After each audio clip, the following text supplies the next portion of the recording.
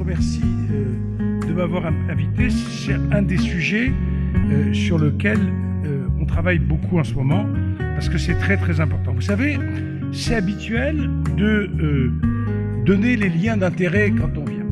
Et en fait, je n'ai aucun lien d'intérêt vis-à-vis de ce que vous parlez. C'est un mensonge.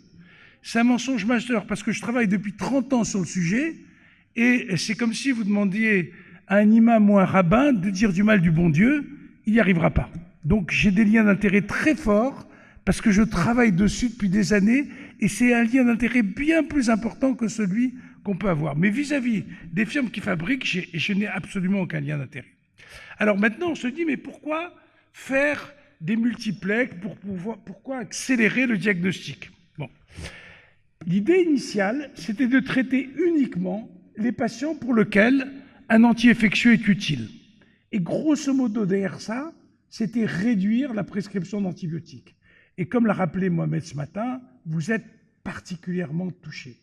Particulièrement touchés. On va voir que ce n'est pas toujours vrai. La deuxième, c'est limiter la prescription d'auto-examen. Il a la grippe, il a 42 fièvres, il a la grippe, je suis sûr, le test est positif, je ne vais peut-être pas lui faire de prise de sang, je ne vais peut-être pas lui faire de radio, c'est intéressant. La troisième, c'est de prescrire un antiviral. Alors, il y a des antiviraux maintenant. Il y a la grippe, à mon avis pas assez utilisée, il y a tout ce qui concerne l'herpès et les autres virus, varicelle zona, et puis le SARS-CoV-2. Qui a entendu parler du Paxlovid? Bon. Ça marche remarquablement bien. Si vous attrapez le SARS-CoV-2, vous prenez le Paxlovid, en 36 heures, vous n'êtes plus porteur du virus et vous n'avez plus aucun symptôme. Donc les antiviraux, ça existe maintenant. Hein. Et puis demain, il y a d'autres antiviraux qui vont arriver très très très vite.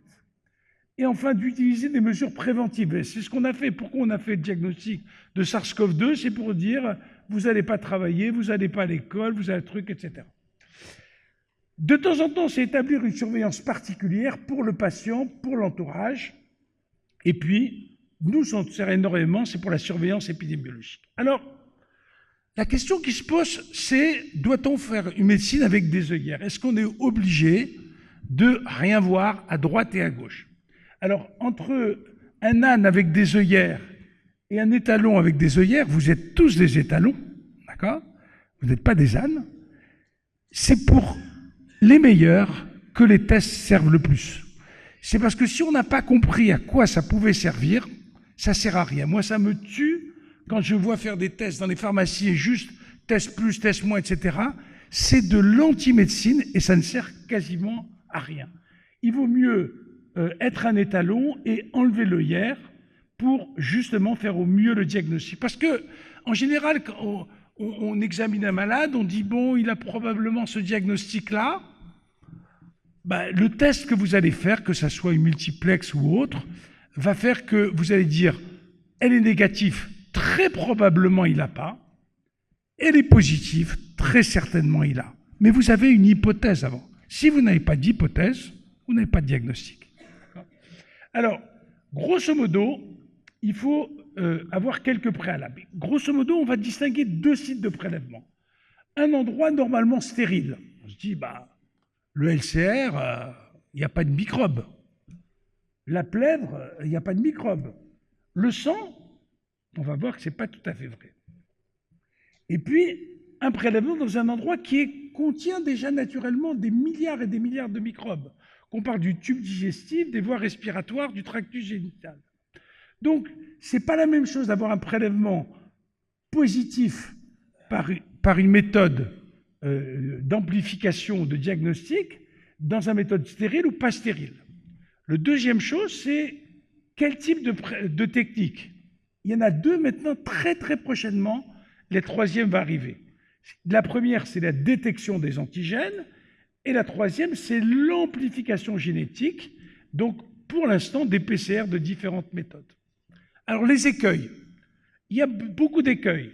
Dépister un virus non responsable de la pathologie, attribuer à tort un syndrome à un virus. Et ça, c'est très très très fréquent quand on s'intéresse à un milieu qui contient normalement des microbes. De deuxième chose, c'est éliminer une infection bactérienne. C'est normal, il a le VRS, il a la grippe, donc il n'a pas d'infection bactérienne. C'est faux. On a vu ce matin que beaucoup d'infections virales se compliquaient même sur le moment d'infection bactérienne. Ce n'est pas le problème. Le coût, on va revenir. Le temps, ça prend un peu de temps pour les PCR. L'appareillage, ça peut coûter de l'argent. Et puis surtout l'information. On est des très, très, très mauvais biologistes, je parle les cliniciens.